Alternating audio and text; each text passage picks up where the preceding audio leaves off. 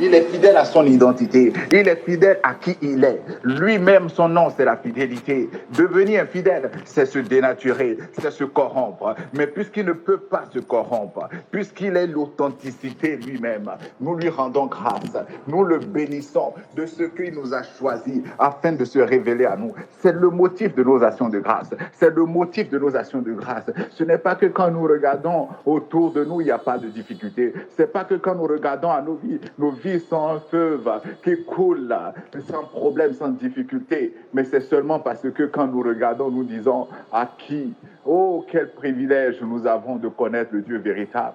Quel privilège que nous avons de siéger au conseil divin, de savoir que celui qui orchestre toutes choses, c'est notre Père, c'est le Dieu vivant. Oh, quelle grâce que nous avons de comprendre ces choses. Quelle grâce que nous avons de savoir que nous avons été choisis par lui. Nous sommes aimés par lui. Peu importe ce que les hommes nous témoignent leur amour, peu importe ce que les hommes nous acceptent ou ne nous acceptent pas, nous avons été acceptés par le Créateur. Nous avons été acceptés par celui qui nous rejette. Nous avons été acceptés par celui qui a créé celui qui nous rejette. Celui qui peut nous rejeter sur cette terre. Celui qui peut nous disqualifier sur cette terre. Quelqu'un l'a créé. Et cette personne a dit de nous, nous sommes ses enfants bien-aimés, en qui il a mis toute sa confiance. C'est la parole que nous avons de lui. Et c'est cette parole qui nous donne l'assurance. C'est pour cela, malgré les situations, malgré les défis, malgré les challenges, malgré que tout semble être noir autour de nous, nous levons les yeux au ciel, nous disons, Père, nous te disons merci.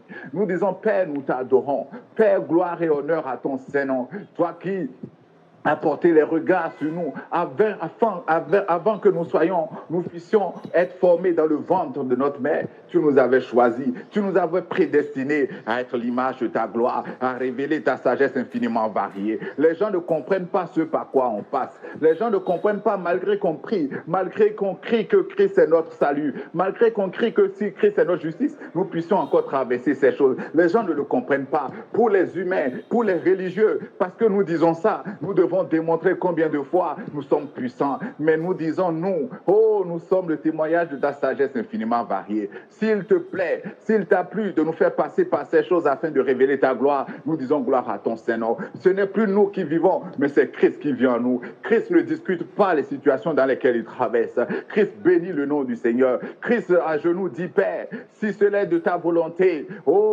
si ce n'est pas que ma volonté ne se fasse pas, mais que seule ta volonté. Si c'est de cette volonté, si c'est de ta volonté que je bois cette coupe, même si les hommes vont dire de moi, si tu es Dieu, sauve-toi, même si les hommes vont se moquer de moi à la croix, moi j'accepte cette humiliation parce que c'est de ta volonté. C'est la même chose que le Saint-Esprit nous amène à dire. Dans la situation, nous disons, si c'est ta volonté, Père, nous te bénissons pour cette situation. Nous te rendons grâce, même si les hommes vont se moquer de nous, même si les hommes vont nous demander où est notre Dieu. Nous ne sommes pas là pour démontrer où est notre Dieu. Nous ne sommes pas là, comme Christ à la croix n'était pas là pour démontrer qu'il était Dieu, mais pour révéler la gloire de Dieu au travers de cette situation. Nous ne sommes pas là pour démontrer si notre Dieu est vivant ou pas. Nous sommes là seulement afin que lui démontre qu'il est vivant. Nous sommes là afin que lui démontre qu'il est vivant. C'est à lui de démontrer qu'il est vivant. C'est à lui de démontrer sa gloire. Et il sait, lui seul sait comment il veut la démontrer, comment il veut démontrer sa toute-puissance. C'est pour cela que nous ne discutons pas des situations avec Dieu. Nous ne sommes pas de ceux qui jeûnent et qui prient. Vous dites, Seigneur, change la situation. Dans le nom de non, nous disons, Père, nous te rendons grâce. Que ta volonté soit faite. Nous sommes conscients que rien ne peut nous arriver si ce n'est de ta volonté. Nous ne sommes pas des fatalistes, non, mais nous avons foi en quelqu'un. Nous vivons en quelqu'un dont nous savons qu'il est le maître des temps et des circonstances. Notre parole n'est pas tantôt oui, tantôt non. Non, il n'y a que oui dans notre bouche. Nous savons une chose, nous ne pouvons pas dire que nous servons un Dieu qui est le maître des temps et des circonstances et nous poser encore la question de savoir pourquoi ces temps dans lesquels je traverse sont si durs. Il est le maître de ces temps aussi. Il est le maître de ces temps dans lesquels nous passons aussi, puisque nous disons fièrement qu'il est le maître des temps et des circonstances. A-t-il perdu le contrôle sur ces temps par lesquels nous traversons à l'heure actuelle? Non. Si nous disons qu'il est le maître des temps et des circonstances, pourquoi pourrons-nous nous offusquer de ce que nous... Oui, dans la chair, ça fait mal. Oui, dans la chair, nous nous posons beaucoup de questions. Mais quand nous nous retrouvons dans l'Assemblée des Saints, l'Esprit de Dieu nous rappelle à la mémoire qu'il est vivant, qu'il est avec nous et nous lui rendons grâce. Nous lui disons merci. Merci pour toutes choses. Merci parce que nous avons un Dieu vivant. Merci parce que nous avons un Dieu qui ne somnole ni ne dort. Merci parce que nous avons un Dieu qui est véritable. Il est celui qui a forgé toutes choses, qui a créé le ciel, qui a créé la terre. Il est celui qui dit et la chose arrive. Il est celui qui ordonne et la chose existe. Il est le Dieu vivant. Il n'est pas à l'insu de ce que je traverse. Il connaît ce que je traverse. Et au travers de ça, sa gloire va se manifester. Au travers de ça, le monde sera, puisque je ne vis pas pour moi. Au travers de ça, il y a quelqu'un qui fléchira les genoux quelque part. Je ne sais pas qui, je ne sais pas comment, pour dire gloire à Jésus pour la vie. Gloire à Jésus-Christ qui est Seigneur. C'est le but de toutes choses, le but de toutes les situations, le but de tout ce que nous pouvons rencontrer sur cette terre, c'est que tout genou fléchisse et qui rende gloire à Jésus-Christ, le véritable, le seul et l'unique, celui qui a vaincu la mort, celui qui est assis sur le trône, celui qui a le pouvoir sur la vie et sur la mort. C'est lui le véritable. C'est pour que tout genou fléchisse, que toutes ces situations parviennent en réalité. Et c'est pour ça que nous lui rendons grâce. C'est pour ça que nous sommes détendus. C'est pour ça que nous sommes dans le repos. Et les gens ne comprennent pas. Les gens nous qualifient d'inconscients. Les gens nous qualifient d'insouciants. Les gens nous qualifient de facile, de chercher la facilité, de ne pas vouloir payer le prix. Nous disons quel prix nous avons à payer au-delà du prix que notre Rédempteur, notre Sauveur a déjà payé à la croix pour nous. Quel prix nous avons à payer? Non, nous nous réjouissons de son œuvre, nous nous plaisons dans son œuvre et nous reposons au travers de ce que lui il a déjà fait. Nous nous refusons. Oui, nous sommes des paresseux. Oui, nous sommes des paresseux spirituels. Oui, mais parce que nous avons compris quelque chose. Il nous a donné la grâce de comprendre quelque chose. C'est pour cela nous sommes dans le repos. Nous sommes tout le temps dans l'action de grâce.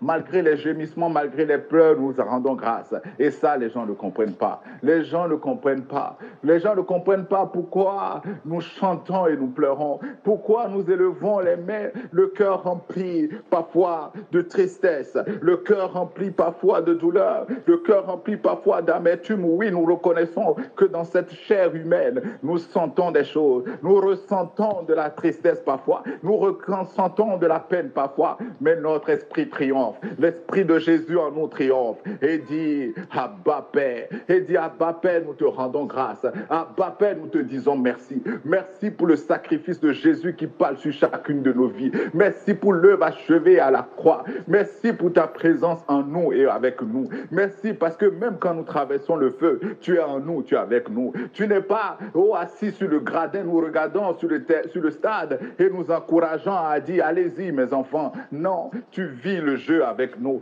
tu joues le jeu avec nous et c'est cela notre assurance, c'est cela notre paix, c'est cela notre assurance, c'est cela notre force.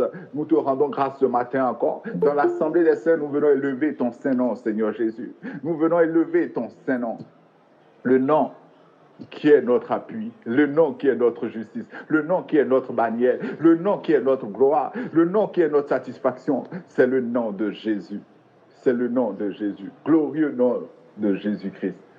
Papa, merci pour la vie de chacun d'entre nous ici présents. Merci pour ta paix, merci pour ta justice. Merci pour la couronne de justice que tu nous as fait poser. Oh, béni soit ton Saint-Nom, Papa.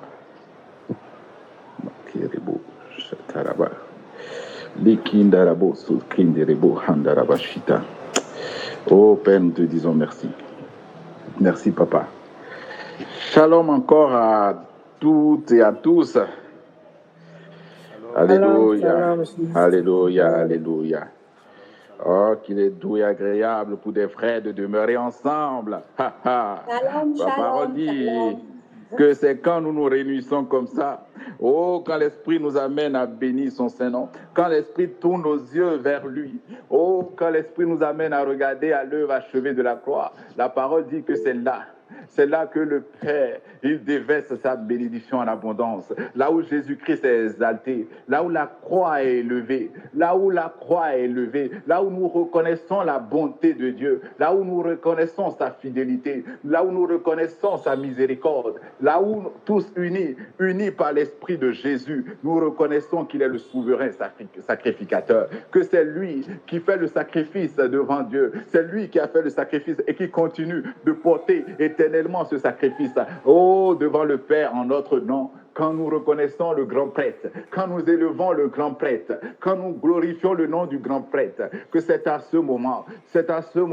qu'il y a quelque chose qui se passe. La parole dit qu'il y a quelque chose qui se passe, qu'il y a une huile de joie qui est déversée, qu'il y a une huile de joie qui est déversée, dans les cœurs, dans les vies, que c'est là que le Père, rempli, le cœur rempli de joie, déverse cette bénédiction en abondance. Oh, Papa, merci pour la grâce que nous avons en toi de nous réunir par ton esprit. Merci pour la grâce que nous avons en toi de nous réunir, unis par un seul esprit, l'esprit de Jésus. C'est pour ça le nombre n'est pas un défi pour nous. Même quand nous sommes 2, même quand nous sommes 3, nous sommes à l'aise à exalter le nom du Seigneur. Nous sommes à l'aise à bénir le nom du Seigneur. Nous ne cherchons pas des foules. Nous sommes à l'image de notre Maître, le Seigneur Jésus, qui n'était pas impressionné par la foule derrière lui, qui n'était pas impressionné par les chiffres. Nous ne comptons pas, nous ne dénombrons pas pour dire « Waouh, combien nous sommes aujourd'hui ». Non, mais d'eux, nous nous satisfaisons. Nous savons qu'il n'y a pas forcément besoin d'être là physiquement. Il y a des gens qui reçoivent la même parole avec nous, même si, malgré qu'ils ne soient pas là physiquement avec nous. Ça, c'est l'œuvre de l'Esprit. C'est l'Esprit qui propague la parole. C'est l'Esprit qui sème ces choses au travers de son œuvre. Oh, Papa, nous te disons merci. Ah, qu'est-ce que j'ai envie de prier ce matin. Bon, on va aller dans la parole. Alléluia. Amen, amen, amen. Nous allons prendre nos Bibles et nous allons lire dans le livre de Timothée. Nous allons lire dans le livre de Timothée, nous sommes dans 1 Timothée 6, verset 3, la version Le Semeur.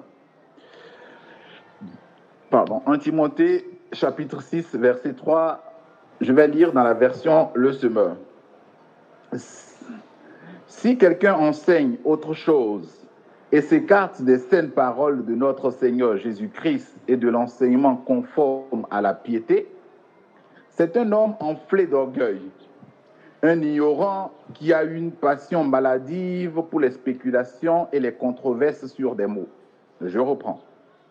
Si quelqu'un enseigne autre chose et s'écarte des saines paroles de notre Seigneur Jésus-Christ et de l'enseignement conforme à la piété, c'est un homme enflé d'orgueil, un ignorant qui a une passion maladive pour les spéculations et les controverses sur des mots.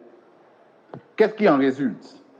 Des jalousies, des disputes, des dénigrements réciproques, des soupçons malveillants et des discussions interminables entre gens à l'esprit faussé. Ils ne reconnaissent plus la vérité et considèrent la foi en Dieu comme un moyen de s'enrichir. Je lis une dernière fois, 1 Timothée 6, verset 3.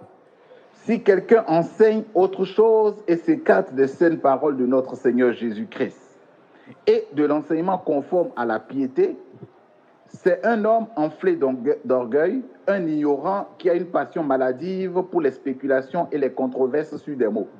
Donc la parole dit, Paul dit à Timothée que si quelqu'un enseigne autre chose, tel que nous sommes réunis là maintenant, tel que nous sommes réunis tous les dimanches, tel que l'Esprit de Dieu nous réunit tous les dimanches, que si quelqu'un enseigne autre chose, que ça soit comme ça, réunis dans l'assemblée des saints, dans l'assemblée des justes, ou lors d'un échange avec un frère, lors d'un temps d'exhortation avec un frère, que ce soit chez lui, que ce soit sur WhatsApp, que ce soit sur Facebook, l'Esprit dit par la bouche de Paul que si quelqu'un enseigne autre chose et s'écarte des saines paroles de notre Seigneur Jésus-Christ et de l'enseignement conforme à la piété, que cet homme est enflé d'orgueil et qu'il est un ignorant. Est-ce que les paroles que nous partageons au milieu de nous, est-ce que les paroles que nous donnons à nos frères, les enseignements que nous donnons, les exhortations que nous donnons à nos frères, à nos sœurs, est-ce que ces paroles sont conformes à la sainte parole de notre Jésus-Christ? Est-ce que ces paroles sont conformes à la piété? Que chacun commence par répondre au-dedans de lui. Nous allons lire un deuxième passage dans 1 Timothée 4, versets 8 à 9. Toujours, je vais rester dans la version Le Semeur. 1 Timothée 4, versets 8 à 9. Où Paul dit, l'Esprit dit par la bouche de Paul, l'exercice physique est utile à peu de choses. L'exercice physique est utile à peu de choses. La piété, elle, est utile à tout, puisqu'elle possède la promesse de la vie pour le présent et pour l'avenir. C'est là une parole certaine et qui mérite d'être reçue sans réserve. Amen. 1 Timothée 4, versets 8 à 9, version Le Semeur. L'exercice physique est utile à peu de choses. L'Esprit nous dit ici que l'exercice physique est utile à peu de choses. La piété, elle, est utile à tout, puisqu'elle possède la promesse de la vie pour le présent et pour l'avenir. Et que c'est là une parole certaine et qui mérite d'être reçue. Alors ma question ce matin, c'est quoi la piété? Parce que tous autant que nous sommes ici, nous voulons, ou tout le monde, entre griffes, au-delà de nous qui sommes réunis ce matin, tout le monde sur cette terre a besoin d'une chose. C'est la promesse, c'est l'assurance de cette vie et c'est l'avenir. Qu'elle soit croyante ou pas. Tout le monde sur cette terre veut une chose, être assuré sur cette vie, être assuré pour le lendemain. Savoir que demain, il y aura meilleur jour pour soi demain. Être assuré aussi pour ceux qui sont croyants, être assuré pour la vie après cette vie. Et l'Esprit de Dieu nous dit ici, par la bouche de Paul qui écrit à Timothée, au chapitre 4, versets 8 à 9, que l'exercice physique est utile à peu de choses. C'est quoi l'exercice physique qui est utile à peu de choses? Et il dit, la piété, quant à elle, il révèle l'importance de la piété. Il révèle l'importance de la piété. Combien de fois la piété, elle est importante? Il dit, la piété, elle est utile. Puisqu'elle est, pourquoi elle est utile? Elle a la promesse de cette vie. Avec la piété, on a la promesse de cette vie pour le présent et pour l'avenir. Donc, cette question que tout le monde peut se poser, ou ce désir, que ça soit caché ou manifeste en chacun de nous, ou en chacun des hommes, d'avoir une assurance pour cette vie et pour la vie après, se résume selon ce que l'Esprit de Dieu nous dit ici dans la piété. Et c'est quoi cette piété-là, alors? C'est quoi cette piété-là qui est utile et qui possède la promesse de la vie pour le présent et l'avenir? C'est quoi cette piété? Question.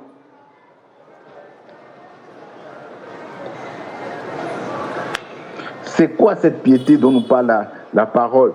Et Paul disait au verset 6, après, pour dire que si quelqu'un n'enseigne pas cette piété-là, si quelqu'un ne met pas l'accent sur cette piété, que cette personne, dans le verset qu'on a lu, dans le passage qu'on a lu auparavant, donc 1 Timothée 6, verset 3, il dit que si quelqu'un n'enseigne pas cette piété-là, c'est un homme enflé d'orgueil, un ignorant, qui a une passion maladive pour les spéculations et les controverses sur des mots. C'est quoi alors cette piété?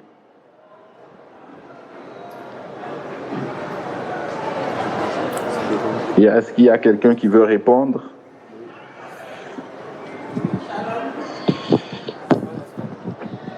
Y a-t-il quelqu'un qui veut répondre? C'est quoi la piété? Shalom à tous. Oui, shalom. Shalom. La piété, c'est la parole de celui qui est pur. Et celui qui est pur pour nous, c'est Dieu. Pour moi, la piété, c'est la parole de Dieu. Car c'est elle qui nous donne la promesse pour aujourd'hui, mais pour le passé, pour aujourd'hui et pour le futur. C'est sa parole qui donne la promesse, qui est intemporelle, qui est tout le temps valable. C'est ce que je dirais. Merci. Amen. Béni soit le nom du Seigneur pour ta vie juste et vivante. Donc, la piété, pour toi, c'est la parole de Dieu. C'est elle qui est intemporelle, c'est elle qui nous donne la promesse de cette vie et de la vie à venir. Gloire au Seigneur Jésus. Ah, j'ai des docteurs de la parole dans ma famille. Hein. Alléluia. Shalom, shalom, shalom, shalom. La promesse, oui, la promesse de la vie présente et la vie à venir fait partie des bénédictions de Dieu. Et les Écritures nous disent dans Acte 20, 32 que c'est par la bonne nouvelle que toutes les bénédictions de Dieu sont transmises. Donc, je peux dire que la piété, c'est la bonne nouvelle. C'est l'évangile de Christ. Amen. C'est Christ mort, enseveli et ressuscité. C'est ça la piété. Et c'est cela la sagesse de Dieu. Et c'est ce qu'il nous faut. Et c'est ça la grâce. Et c'est tout ce dont nous avons besoin pour vivre cette vie à laquelle Dieu nous a appelés. Amen. Alléluia. Amen. Bon. Donc, on peut terminer la réunion. Les docteurs ont parlé. Alléluia. Non, je bénis le Seigneur pour son esprit en nous et au milieu de nous qui nous conduit. Dans la vérité, le juste grand frère Brice est allé dans le même sens que le juge des musulmans, mais en allant encore un peu plus en profondeur, disant que la piété, c'est la bonne nouvelle. C'est la bonne nouvelle par laquelle nous avons été sauvés, par laquelle Dieu nous a tout donné. Nous allons lire dans 2 Pierre 1, verset 3 d'abord. Pierre dit, donc Paul dit, l'Esprit de Dieu dit par la bouche de Paul qu'il y a une chose qui est importante. Et cette chose-là, c'est la piété. Et l'Esprit de Dieu dit c'est important au point où si quelqu'un ne l'enseigne pas, si les enseignements que nous partageons, les exhortations que nous partageons ne tournent pas autour de la sainte parole de notre Seigneur Jésus-Christ et autour de la piété, que celui qui donne ces enseignements, qu'il est enflé d'orgueil. Et il dit que Paul vient mettre l'accent disant que la piété, elle est utile parce qu'elle possède la promesse de la vie pour le présent et pour l'avenir. Mais regardons ce que, donc nous avons besoin de cette piété-là. Avant d'en venir à qu'est-ce que c'est, ça veut dire que nous avons besoin de cette piété-là. Mais regardez ce que l'Esprit de Dieu dit dans 2 Pierre 1, verset 3. Par rapport à cette piété dont nous avons besoin et qui comporte les promesses de la vie présente et à venir. Dans 2 Pierre 1, verset 3, je lis d'abord dans la version Louis II. Il dit, comme sa divine puissance nous a donné tout ce qui contribue à la vie et à la piété au moyen de la connaissance de celui qui nous a appelés par sa propre gloire et par sa vertu. Point. Stop. Première phrase. Comme sa divine puissance nous a donné tout ce qui contribue à la vie et à la piété. Donc, si tant est que la piété, elle est importante pour la vie présente et la vie future, l'Esprit vient dire, mais ce n'est pas quelque chose que vous irez chercher. Ce n'est pas quelque chose pour laquelle vous irez prier. Pierre révèle que sa divine puissance nous a déjà donné tout ce qui contribue à la vie et à cette piété-là. Donc cette piété-là, déjà, elle est déjà en nous. Nous l'avons déjà. Comme sa divine puissance nous a donné tout, T-O-U-T, ce qui contribue à la vie et à la piété. Et comment nous l'avons reçu? La parole dit au moyen de la connaissance de celui qui nous a appelés par sa propre gloire et par sa vertu. Quand je suis allé regarder de façon étymologique le mot piété dans le dictionnaire grec, piété est définie comme respect, révérence envers Dieu. Ou on peut dire respect, révérence, ou on peut dire soumission à Dieu. Ou on peut encore dire soumission à Dieu. Et donc, Paul exhorte Timothée pour dire tout message qui n'enseigne pas la soumission à Dieu. Il dit, nous avons besoin de la soumission à Dieu parce que c'est la soumission à Dieu qui comporte tout ce qu'il nous faut, et parce que c'est la soumission à Dieu qui comporte les promesses de cette vie et celle à venir. Quand je remplace piété par soumission à Dieu. Donc Paul dit, un enseignant, il doit enseigner les saines paroles de Jésus-Christ et doit enseigner la soumission à Dieu. Et il redit dans le 4e chapitre de sa lettre à Timothée, il dit que cette soumission à Dieu comporte que l'exercice physique est utile à peu de choses, mais que la soumission à Dieu comporte les promesses de la vie présente et de celle à venir. Et Pierre vient dire que la divine puissance de Dieu nous a déjà donné tout ce qu'il nous faut pour la vie et pour la soumission à Dieu, par le moyen de la connaissance de celui qui nous a appelés par sa propre gloire et sa vertu. Je ne sais pas si ça devient clair pour chacun, quand on remet. Donc, nous avons la soumission de Dieu, si elle est vraie, elle comporte les promesses de la vie présente et c'est l'avenir, c'est dans tel que Dieu a mis les promesses de cette vie, de cette assurance, et de cette vie et de celle à venir. Et l'Esprit de Dieu nous dit que cette soumission à Dieu, Dieu nous a encore déjà donné. Et comment Dieu nous a donné? Par le moyen de la connaissance de celui qui nous a appelés par sa propre gloire et par sa vertu. Nous allons retourner, donc ça c'est la définition étymologique de piété. Nous allons retourner maintenant dans 1 Timothée 3 au verset 16 pour voir ce que Paul même dit de la piété. 1 Timothée 3 verset 16, je vais lire la version Louis II. 1 Timothée 3 verset 16. La version Louis II, Paul qui parle de piété, qui dit que c'est important, que ça contient les promesses, il dit quelque chose, il dit, et sans contredit, le mystère de la piété est grand. Et il met 2 points. Et sans contredit, le mystère de la piété est grand. Je lis dans la version Louis II. Il met 2 points. Celui qui a été manifesté en chair, justifié par l'Esprit, vu des anges, prêché aux gentils, cru dans le monde, élevé dans la gloire. Et sans contredit, le mystère de la piété est grand. Cette piété dont on parle, il dit le mystère de la piété est grand. Et il définit ce mystère en disant, en présentant quelqu'un, en disant celui qui a été manifesté en chair, justifié par l'Esprit, vu des anges, prêché aux gentils, cru dans le monde, élevé dans la gloire. Et donc, qui est celui-là qui a été manifesté en chair, justifié par l'Esprit, vu des anges, prêché aux gentils, cru dans le monde, élevé dans la gloire? C'est qui?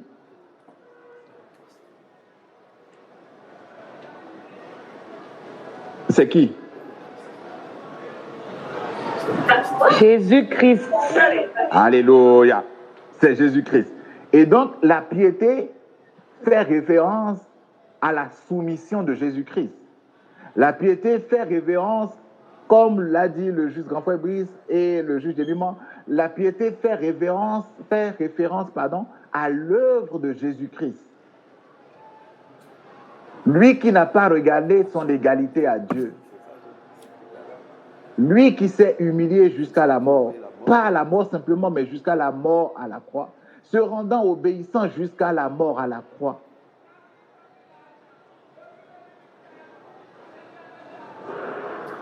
La piété fait référence à cette soumission que Christ a eue au Père, au point de se retrouver dans le jardin de Gethsémane pour dire, non pas ma volonté, mais ta volonté.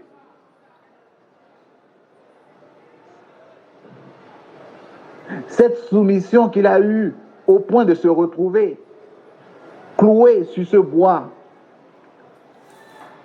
où on crachait dessus sur lui, où on l'humiliait,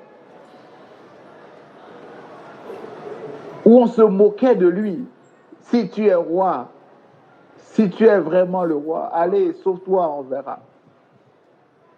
Cette soumission qu'il a eue jusque-là,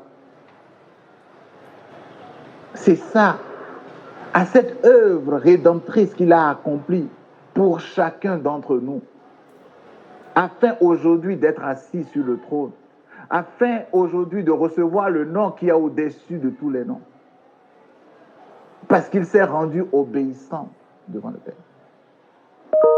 Et l'évangile, la parole que nous recevons tous les jours, que l'Esprit nous donne, c'est de nous rendre, comme le dit Corinthiens, c'est de nous amener à l'obéissance de Christ et non l'obéissance à Christ. Et donc Paul dit ici, on ne met pas l'accent sur ça. Si on ne prêche pas cette piété-là, qui est le Christ, cette piété-là qui est la soumission que Christ a eue au nom de tous les hommes, Christ étant l'échantillon représentatif de toute l'humanité, s'étant soumis à Dieu le Père, à toutes les exigences de Dieu le Père, s'étant rendu obéissant jusqu'à ce que le Père soit satisfait, jusqu'à ce que le cœur du Père soit réjoui, soit rempli de joie, afin qu'au travers de cette œuvre, Dieu se plaise à se réjouir de chaque homme sur la terre. C'est en cette piété, c'est en cette œuvre, c'est cette œuvre-là qui comporte les promesses de cette vie et de celle à venir. C'est ça la piété, c'est cette soumission-là, cette œuvre rédemptrice-là. Et donc l'exercice que moi-même je peux faire, comme dit Paul, l'exercice que moi-même je peux faire pour pouvoir atteindre une certaine perfection, pour être agréable à Dieu, Paul dit qu'elle est utile à peu de choses. On fait l'exercice physique parce qu'on veut atteindre une performance. Les sportifs font de l'exercice physique parce qu'ils veulent ils veulent atteindre une certaine performance, ils veulent être performants. Et Paul dit que cet exercice physique qu'on peut chercher à faire, le fait de pouvoir se priver de telle chose, de pouvoir faire telle chose, de ne pas faire telle chose, pour pouvoir atteindre une certaine perfection, qu'elle est utile à peu de choses.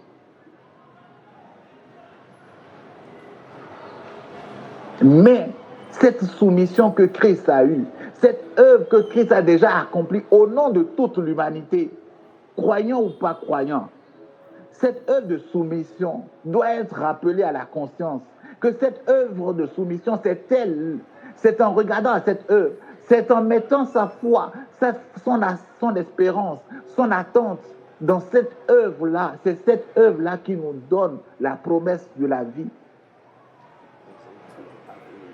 présente et celle à venir.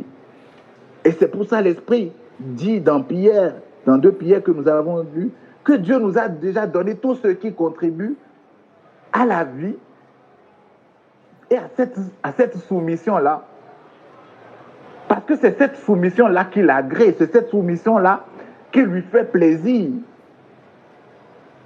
Dieu veut une soumission, oui. Dieu veut que les hommes soient soumis à lui, oui. C'est une réalité. L'évangile de grâce ne dit pas que les hommes ne doivent pas être soumis à Dieu. L'évangile dit Dieu, le cœur de Dieu, c'est que sa création, qui veut avoir une création qui ne lui est pas soumise? Tu crées ta chose, c'est que les choses, ce que tu as créé puisse respecter, puisse fonctionner de la manière dont tu l'as créé. Donc oui, Dieu veut que les hommes lui soient soumis. Mais le moyen par lequel Dieu veut que les hommes soient soumis, il a tracé au travers de l'évangile. C'est pour ça que Paul dit tout ce qui contribue à la vie et à la soumission à Dieu, Dieu nous a déjà donné cela. Comment? Par le moyen de la connaissance de cette personne-là qui s'est déjà soumise, qui a déjà satisfait à cette demande de soumission.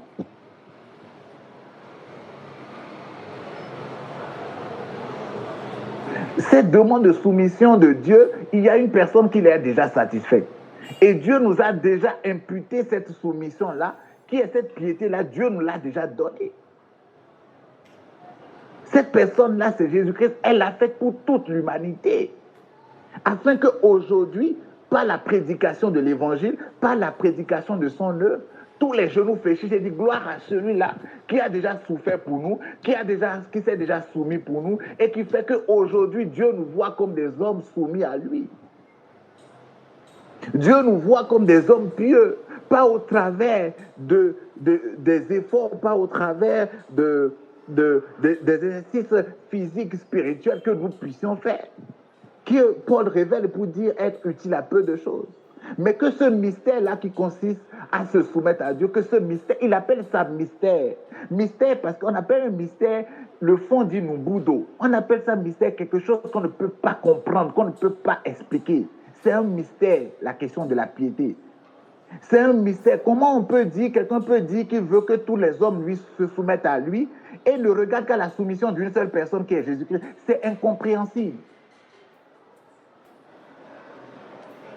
Et c'est là qu'on remarque que les voix du Seigneur ne sont pas nos voix. Que la sagesse de Dieu est folie pour les hommes.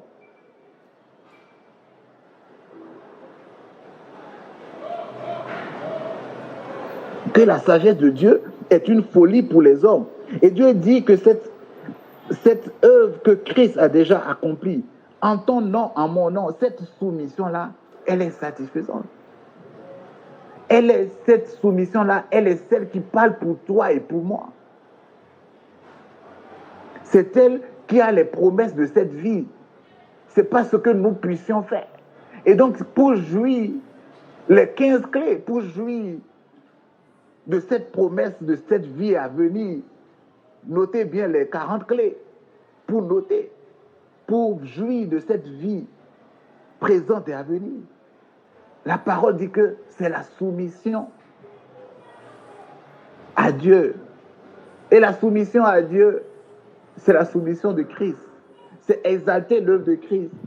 C'est plonger nos regards dans l'œuvre de Christ. Pierre dit, par le moyen de la connaissance de celui qui nous a appelés à sa propre gloire et par sa vertu. Par le moyen de la connaissance de cette personne-là, de l'espérance dans cette personne-là, de la satisfaction de ce que cette personne-là a déjà fait. Dans toutes les situations, de regarder à ce que cette personne a déjà accompli. C'est en cela que Dieu prend plaisir. C'est ce qui réjouit le cœur de Dieu, que nous puissions nous satisfaire de ce que nous puissions profiter de ce que Jésus-Christ a fait. Je vais nous lire 2 Pierre 1, verset 1 à 3, là, dans la version The Message. Dans la version The Message, la parole dit, « Moi, Simon Pierre, je suis un serviteur et apôtre de Jésus-Christ. J'écris ceci à vous dont l'expérience avec Dieu est aussi bouleversante que la nôtre, grâce à la droiture de notre Dieu et à l'intervention de notre Dieu et Sauveur Jésus-Christ. Que la grâce et la paix vous accompagnent encore et encore dans l'approfondissement de votre expérience avec Dieu et Jésus notre Maître. Que la grâce et la paix vous accompagnent encore et encore dans l'approfondissement de votre expérience avec Dieu et Jésus notre Maître. Tout ce qui entre dans une vie de plaisir à Dieu nous a été miraculeusement donné en apprenant à connaître personnellement et intimement celui qui nous a invités à Dieu. Tout ce qui entre dans une vie de plaisir à Dieu. La vie de plaisir à Dieu, c'est quoi? C'est la vie de soumission à Dieu. Et cette vie de soumission, c'est l'œuvre que Jésus-Christ a accomplie. Il dit, tout ce qui entre dans une vie de plaisir à Dieu nous a été comment? Miraculeusement donné. Quelque chose qui t'a été donné miraculeusement. Est-ce que c'est quelque chose que tu as fait? C'est une œuvre que tu as accomplie.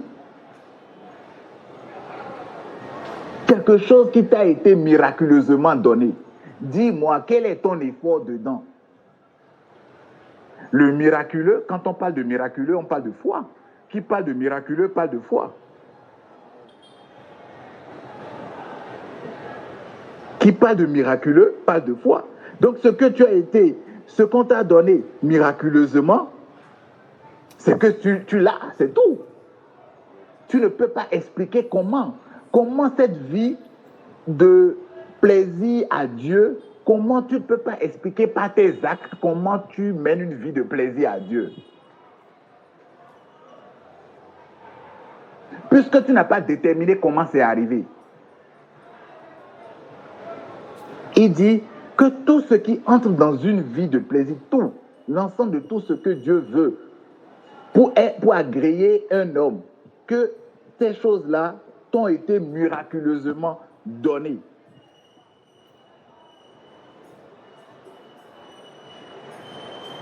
Ce n'est pas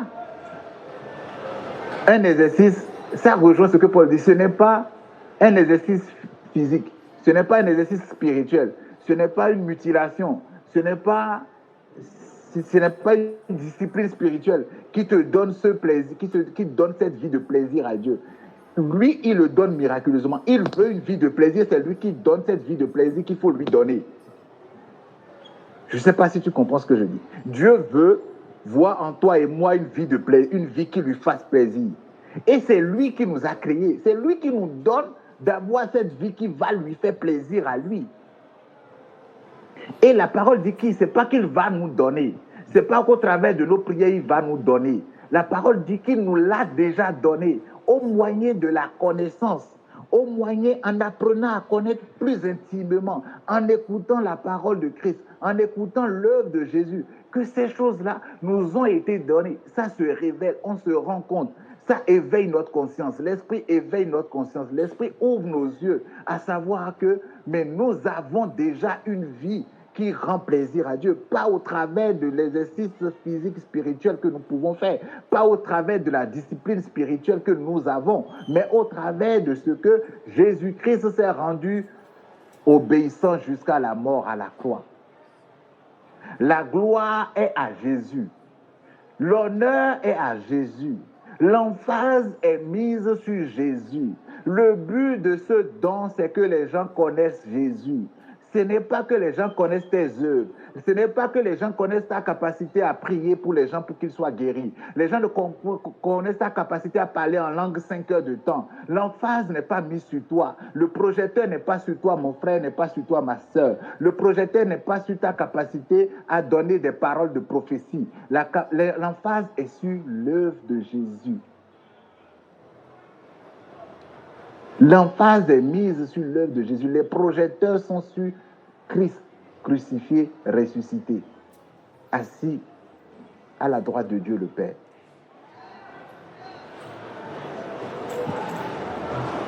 Et c'est cette vie-là de plaisir que Dieu nous a miraculeusement donnée, que nous, on ne peut pas expliquer. Comment tu peux te lever de chez la prostituée et tu dis que tu as une vie de plaisir à Dieu? Mon frère, je te choque, mais c'est ce que la parole dit, que ça t'a été miraculeusement donné. Des gens ne sont jamais allés chez la prostituée, mais n'auront pas cette vie de plaisir à Dieu. Des gens ne sont jamais allés cambrioler une banque, mais n'auront pas cette vie de plaisir à Dieu. Quelqu'un ira cambrioler une banque, mais malgré ça, il aura une vie de plaisir à Dieu.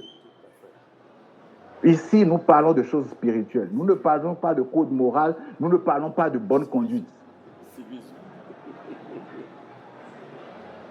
Si des sociétés ont échoué, si des familles ont échoué et veulent utiliser la religion pour rattraper leur échec, ça c'est autre chose. Nous n'utilisons pas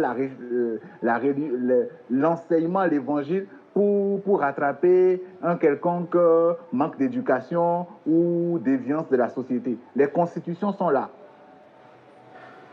La criette est là pour régler les problèmes de la société. Tout à fait. Wow. Wow. Nous parlons des choses spirituelles avec un langage spirituel. Wow.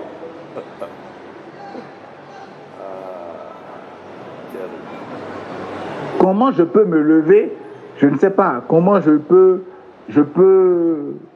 sais pas. Bon, comme c'est le péché du sexe que les gens aiment beaucoup, je ne sais pas. Comment je peux finir de faire quelque chose et puis je dis que j'ai une vie de plaisir à Dieu? Oui,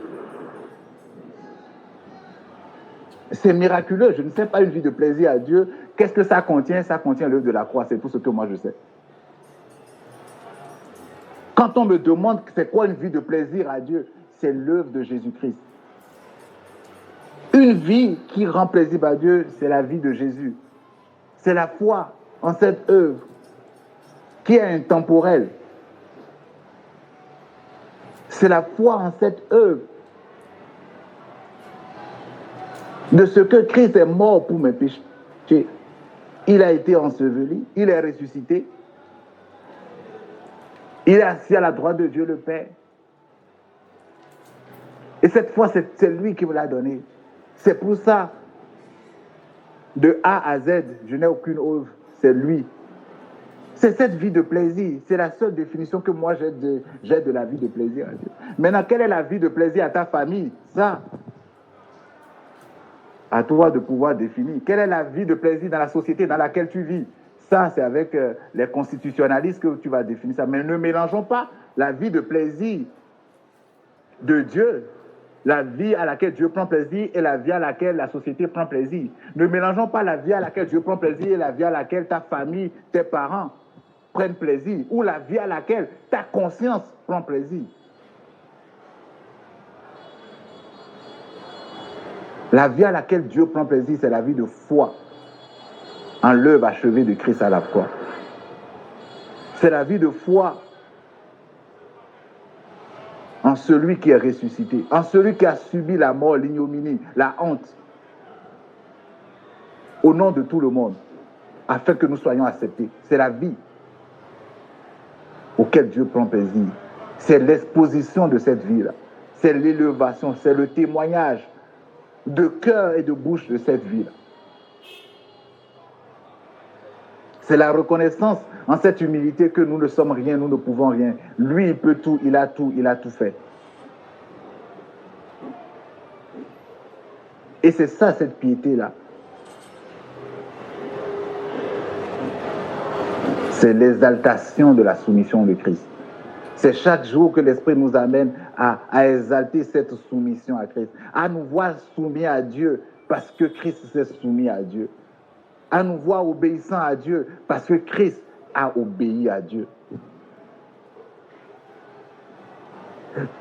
Qui connaît toutes les lois de Dieu pour y obéir, si ce n'est pas l'Esprit de Dieu qui nous conduit?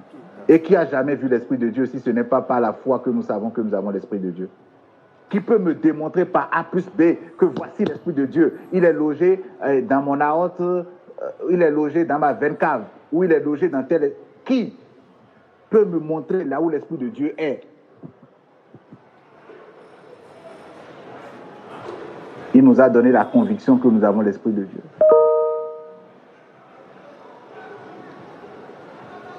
Il nous a donné la conviction que nous sommes ses enfants bien-aimés. Autant nous avons la conviction que nous avons l'Esprit de Dieu, autant nous avons la conviction que nous avons une vie qui lui rende plaisir. Des vies auxquelles il prend plaisir.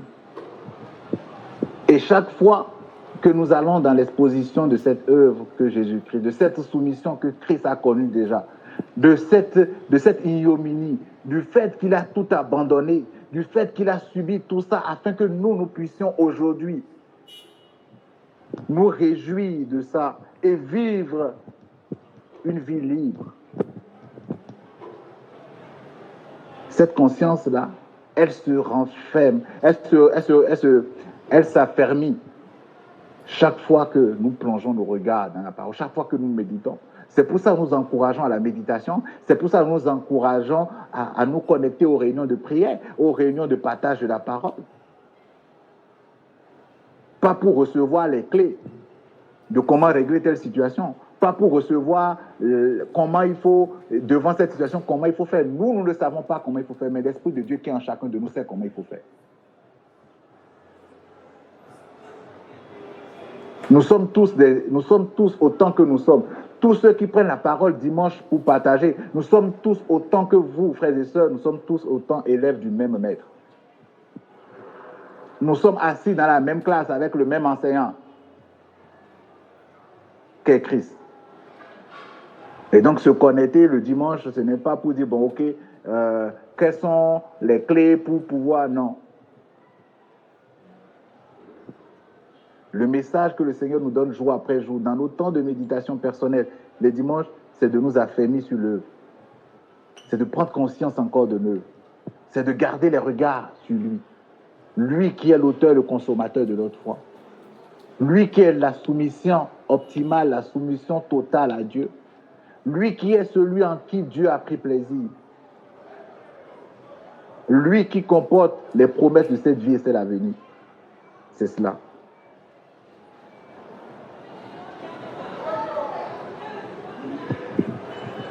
Shalom, je vais m'en arrêter là, d'abord. Demandant s'il y a des questions. Voilà.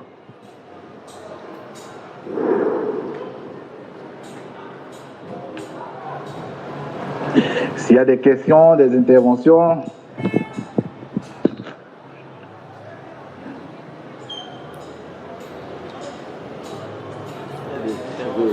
Je veux compléter quelque chose.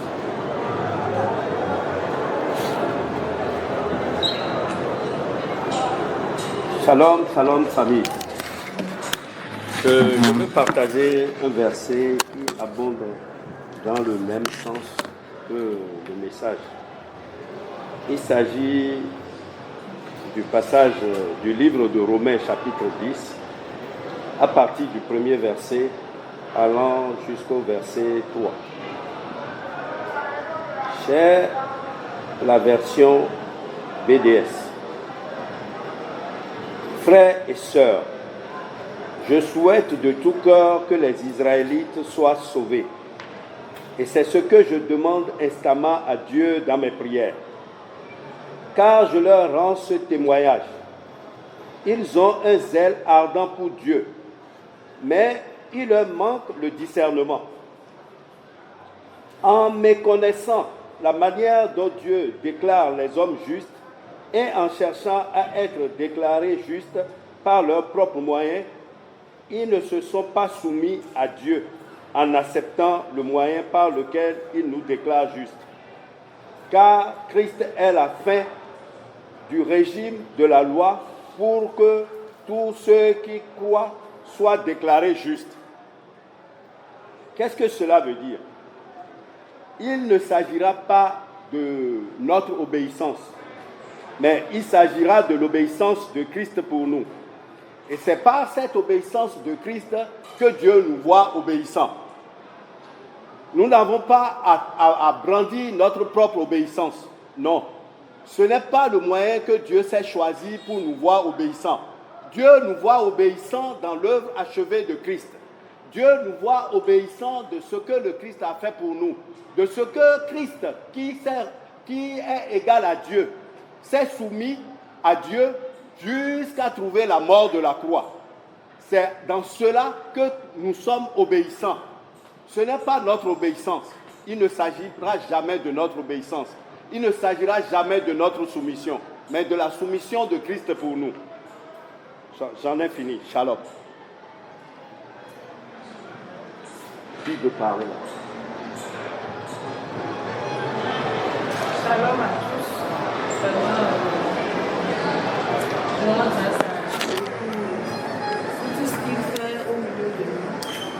Et en fait, entre le message du dimanche passé et celui d'aujourd'hui, je dirais, il continue ce qu'il avait commencé. Dimanche passé, c'était « Nous vivons à la sueur du front de Christ, par ce que Christ a fait. » Et aujourd'hui, nous sommes soumis à Dieu par ce que Christ a fait, par l'œuvre de Christ. Et parfois, nous essayons peut-être à tort ou à raison, de chercher à expliquer aux gens certaines choses qui sont vraiment spirituelles et qu'on ne peut pas expliquer, quoi. Comme le juge Jean Pégy le disait, c'est parfois on te dit ta vie là, tu penses vraiment qu'elle honore Dieu comme ça. Et on se met parfois à vouloir expliquer cela. Alors que je me rends compte que ce n'est pas explicable parce que c'est ce que Christ a fait qui rend cette vie-là agréable à Dieu. Et je ne saurais dire c'est ceci ou cela que je fais qui fait que ma vie est agréable à Dieu. Parce que c'est tout ce que Christ a eu à faire qui fait qu'aujourd'hui ma vie est agréable à Dieu. Et je n'ai pas, au fait, de baromètre, je n'ai pas de qualificatif autre que de dire que c'est ce que Christ a fait qui rend ma vie agréable à Dieu. N'en déplaise aux gens ou bien pour ceux qui veulent des choses physiques pour attester de cela, ce n'est pas que Dieu leur fasse la grâce de comprendre que c'est vraiment la soumission de Christ, l'honneur que Christ a rendu au Père en acceptant tout le châtiment qui nous était réservé, qui fait que notre vie est agréable à Dieu. Et moi, cela m'amène dans mon quotidien à vraiment au lieu de chercher à expliquer, c'est de pouvoir faire cette prière-là, que Dieu ôte le voile à ceux-là qui pour l'instant ne savent pas, n'ont pas cette compréhension-là. Et bon, il le donne aussi à qui il veut. Merci.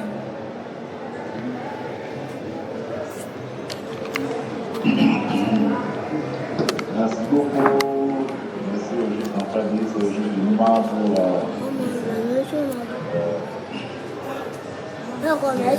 ces paroles complémentaires qui viennent pour finir le déjeuner d'hiver, et on a déjà vu dans le temps de partage, la vie auquel Dieu prend plaisir qui nous a été donné, ça nous a été donné miraculeusement. Pas forcément au travers de faits et gestes qui puissent être démontrés. Ici, on parle de choses spirituelles. Si nous voulons, c'est pour ça on dit, moi j'ai l'habitude de dire, est-ce que je dois reprendre mon frère, je dois reprendre ma soeur par rapport à tel ou tel comportement, par rapport à telle ou telle attitude? Oui. Mais ça ne veut pas dire que la personne n'a pas une vie qui rend plaisir à Dieu, parce que c'est pas ce qu'elle fait qui donne une vie qui donne plaisir à Dieu. C'est un fait spirituel qui fait que la personne est agréable à Dieu. C'est comme si je mets un parfum. Le parfum est agréable à mon épouse. Elle aime le parfum et à cause du parfum, elle m'aime. Son amour pour moi est lié au parfum. Excusez-moi, que j'aille boire du tchoukoutou, que j'aille boire du sodabi, que je n'aille pas au boulot, qu'est-ce que ça fait dans la relation? En fait, c'est pas ça qui fait. C'est une seule chose qui fait que la personne m'aime. C'est l'odeur que je porte, c'est le type de parfum que je porte. Tout le reste n'est pas lié à cela. Maintenant, est-ce que ça veut dire qu'il faut tout accepter dans tout le reste? Non, c'est pour ça que Paul dit tout est permis, mais tout n'est pas utile. C'est de là que c'est important de recadrer ses frères, de reprocher des choses à ses frères, mais qui n'ont rien à voir avec une vie auquel Dieu agrée ou pas. Ce que Dieu agrée, c'est la foi en Christ. C'est la vie de Christ.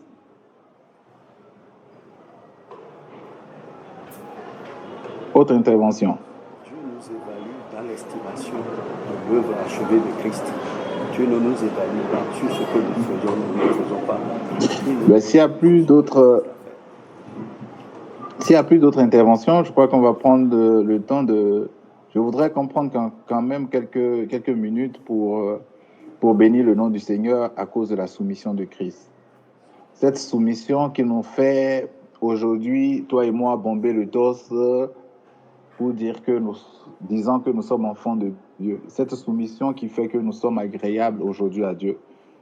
Ce n'est ni pas nos œuvres, ce n'est ni pas nos forces, ce n'est ni pas nos capacités, mais c'est parce que Christ a opéré quelque chose et nous a accordé la grâce de croire en cela. Et donc, du début jusqu'à la fin, il ne s'agit que de lui. Il s'agit de lui qui doit être exalté. Il s'agit de lui qui doit recevoir la gloire dans nos vies. Et ce matin, par ce message, encore, je voudrais quand même qu'on prenne quelques minutes pour dire merci au Seigneur. Merci au Seigneur Jésus pour la grâce qu'il nous accorde dans l'Assemblée des justes de pouvoir garder les regards fixés sur lui. Par l'œuvre de son esprit, par sa parole qu'il nous donne chaque dimanche, chaque jour où nous nous réunissons, de pouvoir garder les yeux fixés sur lui. Lui qui est l'auteur et le consommateur de notre foi, lui qui est notre capacité, lui qui est notre salut, lui qui est notre assurance, lui qui est notre promesse, lui qui est notre bénédiction, lui qui est notre appui, lui qui est notre justice. Christ est tout pour nous. Christ est notre vie. Christ est notre assurance. Nous célébrons ce nom qui nous a appelés des ténèbres à la lumière, ce nom qui nous a donné de pouvoir connaître le Père, de pouvoir connaître Dieu comme Père. Nous lui disons merci. Merci Seigneur Jésus pour ton amour infini. Merci pour ta grâce infinie. Merci pour ta paix. Merci pour tout ce que tu as fait à la croix. Merci pour les bénédictions dont nous jouissons à cause de ce que tu as fait. Je te loue, je te rends grâce, je te bénis. Merci Papa, dans le nom de Christ Jésus. Là, le juste Jessica a levé la main. Juste Jessica.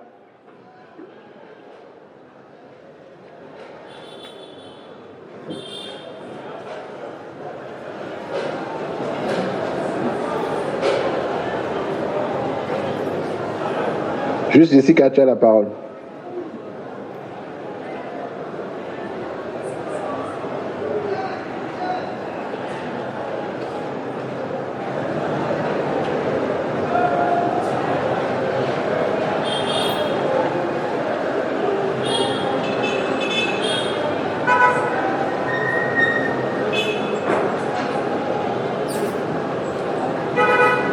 Bon, c'est peut-être une main qui ne veut plus parler.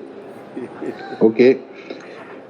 Je voudrais relire, avant de laisser la parole aux officiants, je voudrais lire Romains 10 que le juste grand frère nous a lu. Romains 10, versets 1 à 3. Je voudrais le lire dans la version The Message. Croyez-moi, mes amis, tout ce que je veux pour Israël, c'est ce qu'il y a de mieux pour lui. Croyez-moi, mes amis, tout ce que je veux pour Israël, c'est ce qu'il y a de mieux pour lui. Le salut, rien de moins. Je le veux de tout mon cœur et je prie Dieu pour cela tout le temps. Je reconnais volontiers que les Juifs font preuve d'une énergie impressionnante à l'égard de Dieu. Mais ils font tout à l'envers. Je reconnais volontiers que les Juifs font preuve d'une énergie impressionnante à l'égard de Dieu, mais ils font tout à l'envers. Ils ne semblent pas se rendre compte que cette remise en ordre global qu'est le salut est l'affaire de Dieu et une affaire des plus florissantes. De l'autre côté de la rue, ils installent leur propre boutique de salut et colportent bruyamment leur contrefaçon. Après toutes ces années de refus de traiter avec Dieu selon ses conditions, insistant au contraire pour faire leurs propres affaires, ils n'ont rien à montrer. Que le Seigneur bénisse sa parole. Amen.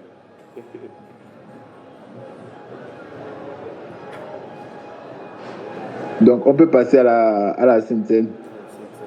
Merci, shalom.